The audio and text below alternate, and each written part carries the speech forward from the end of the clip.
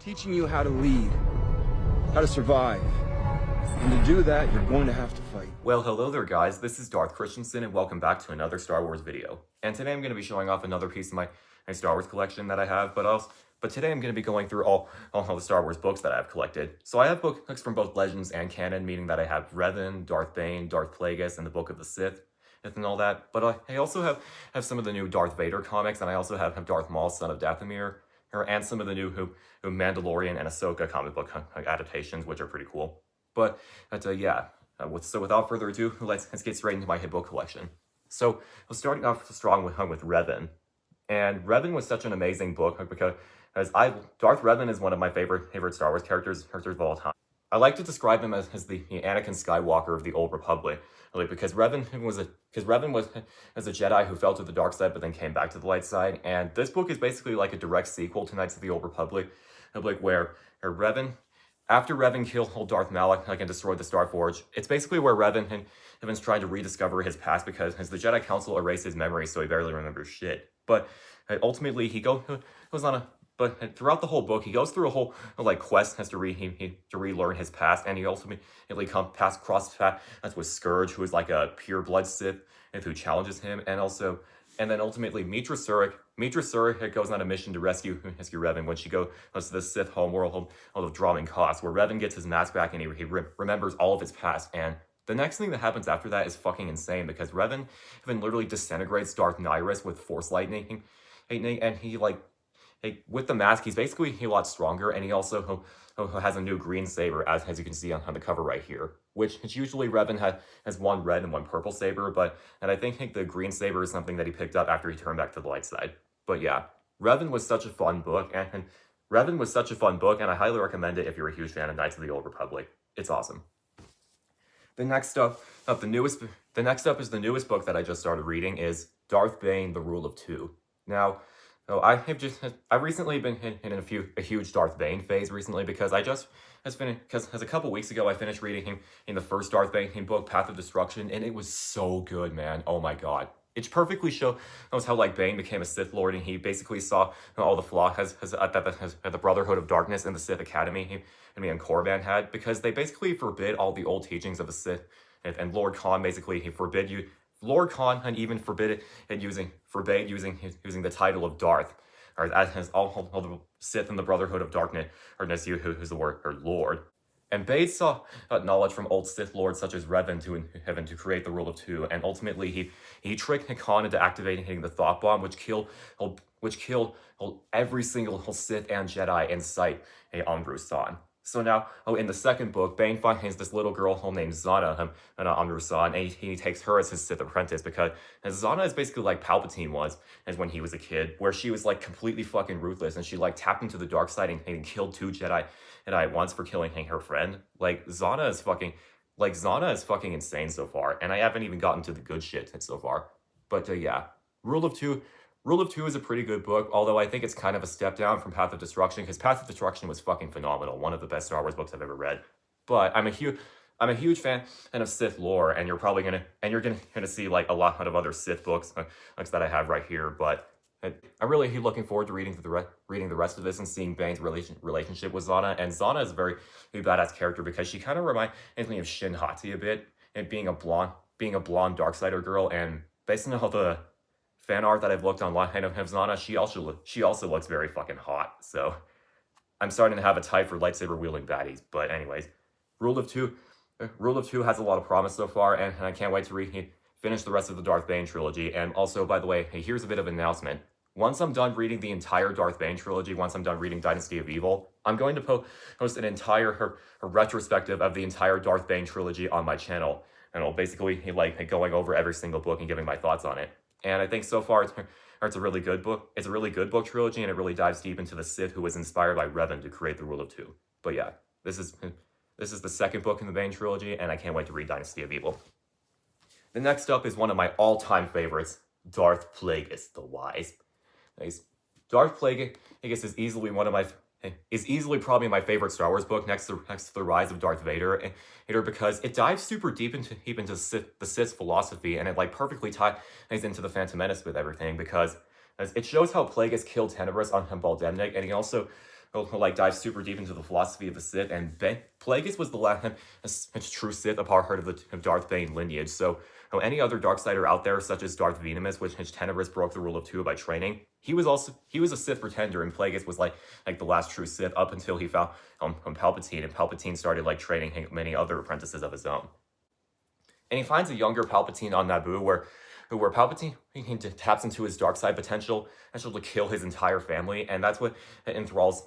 That's what convinces Plagueis that he is worthy of the title of Sith Lord, and that's how he got the title of Darth Sidious. And ultimately, throughout the book, it leads into everything, tying into the Phantom Menace, where Plagueis is like manipulating things for the Trade Federation behind the scenes, and you even see that in that one scene, where Palpatine and Maul are on Coruscant, and talking about their scheme, he's about talking about their schemes against the Jedi, and you see Plagueis like spying on them and analyzing their every move, and Plagueis even tries to get close to some of the Naboo handmaidens so he can get close to Anakin, but it doesn't really work out that well. And also, in the same book, Plagueis has a casual conversation with both Dooku and Qui-Gon Jinn, and both back when Dooku was a Jedi, and also he had a conversation with Sifo Dyas, and so he can have a role in creating the clone army, which Dooku eventually hires Jango Fett to be the original template for the clone army. But yeah, Plagueis was fucking amazing, and this is definitely like the Sith content that Disney should be doing.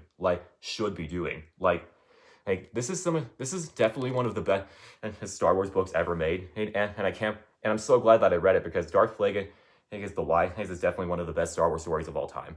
And it perfectly shows the rise of Palpatine, and it perfectly ties into the Phantom Menace, and it's phenomenal. I highly recommend reading it. It's great.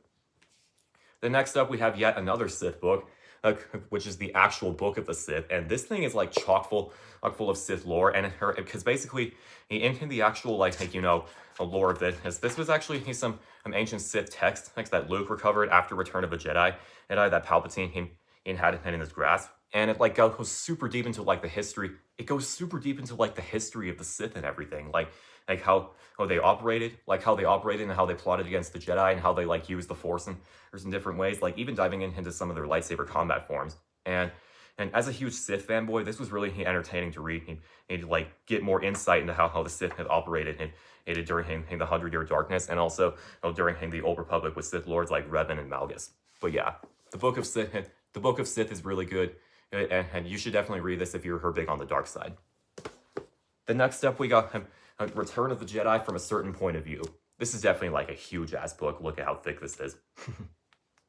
But this is basically a book that shows many different characters' points of view. Who's during the Battle of Endor, where the second Death Star was blown up at the end of Return of the Jedi. And this shows many different characters' points of views, including when Anakin Skywalker actually became a Force ghost with Obi-Wan's help after he died saving Luke's life. It's such a beautiful story, and it gives so much depth to Anakin's character, and it shows how he became a Force ghost, and Obi-Wan basically helped him create a Force ghost for him after he redeemed himself to save Luke's life. And it also shows the point of view of what happened to Palpatine's Red Guards after Return of the Jedi. One of them had defected from the Empire, but the other died in the second Death Star, because Luke actually used the Force to save one of the guards from a falling piece of debris, because that's the true Luke, who's kind and compassionate. But that's basically what it does. It shows lots of different characters' points of view, and it's a really good book, especially the Anakin Force Ghost one. That shit got me really emotional. It's so good. And then lastly, for the novels, we got Fate of the Jedi Allies.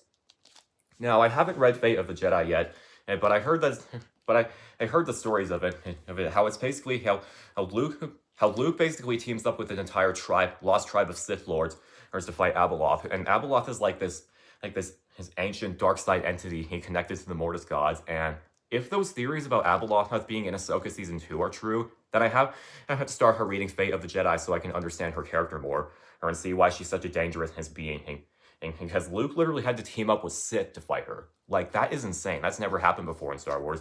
But yeah, I'm very excited to read this, and I can't wait to get into it.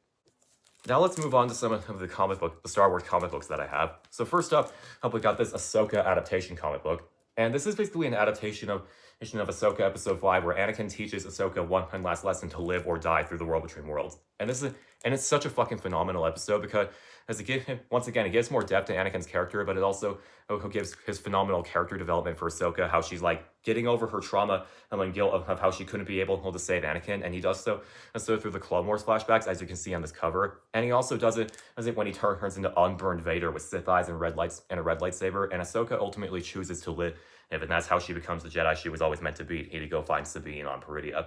But yeah, this is basically like Ahsoka Episode 5 in comic book form, and I'm so glad to have it because as this is easily one of my favorite pieces of Star Wars media, period.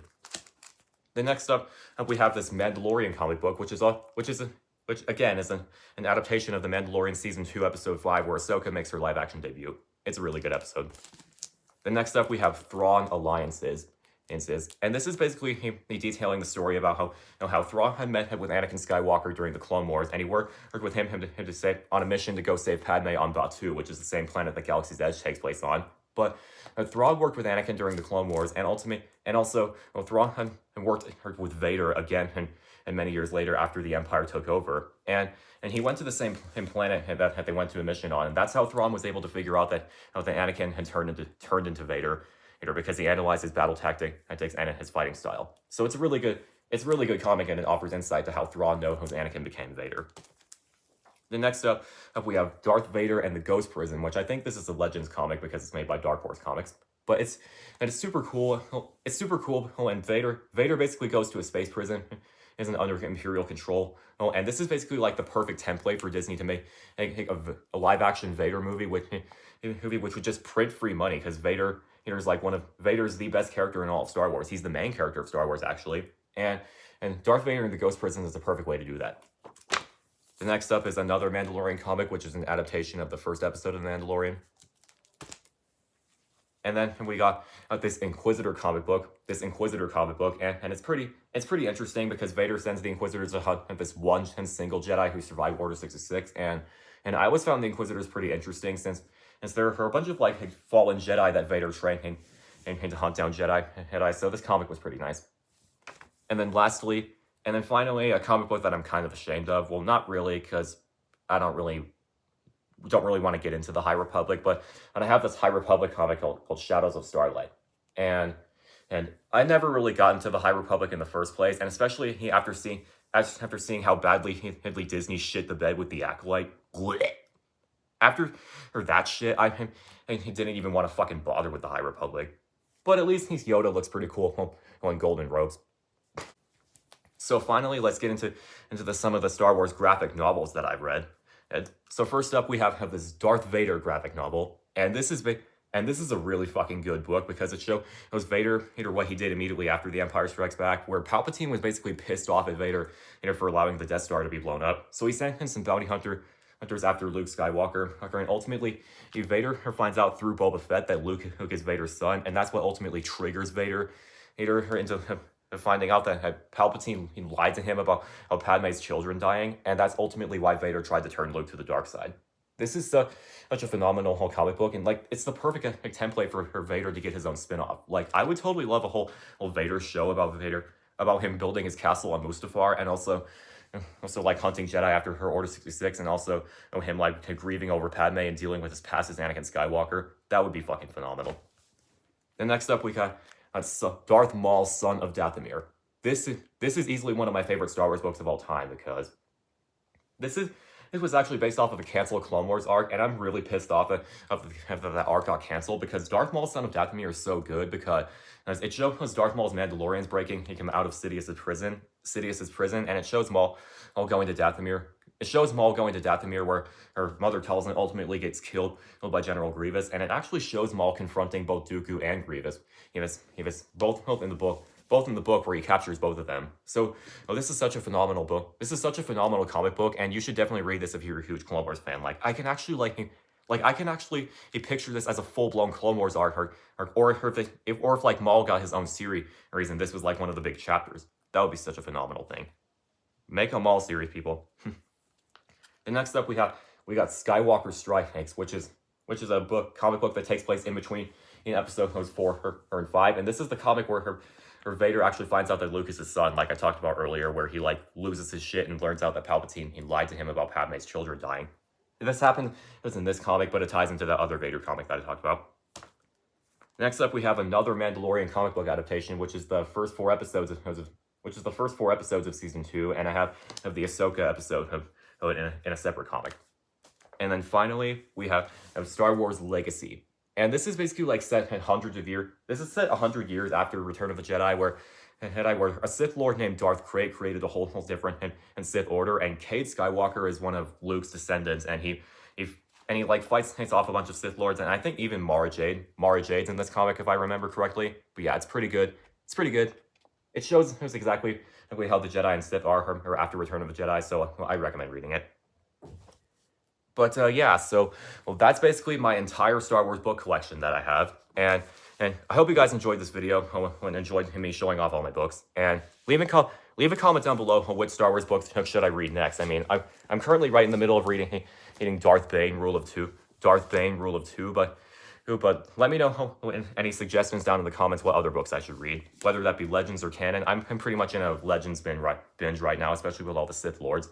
But let me know if there are any canon books that I should read too. Like, I should definitely read Brotherhood, which is a book about Anakin and Obi-Wan. That one looks amazing. But yeah, hope you guys enjoyed. Have a good rest of your day, and may the Force be with you. Always.